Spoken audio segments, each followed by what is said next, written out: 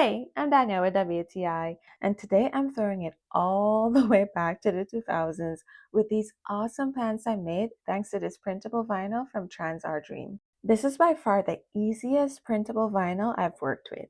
They provided detailed instructions and advice to test things out before making your design, and that's exactly what I did. I went through the entire process, including washing and drying, and everything turned out great. Just know that the instructions say not to use a dryer, so if you choose to do so like I did, be aware that it can affect the longevity of your print. Speaking of print, I had no issues with my Epson printer.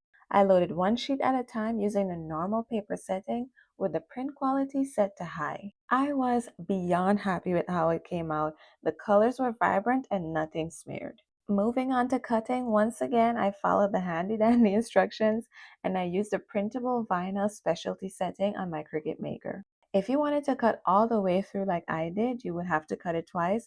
Otherwise, once is enough. It weeded like a dream either way. Now to the fun stuff. I was so excited for this part. I was so impressed with how easy this adhered despite using my mini heat press. A quick tip here is if you're going to transfer onto really dark fabrics like I did, you may get some of that dye coming through your print. You can adjust your temperature or press time to help, but I loved it. It made my design look even more vintage and worn, and that's the look I was going for. This definitely has a permanent spot in my craft room. I think you love it too, but that's just my point of view.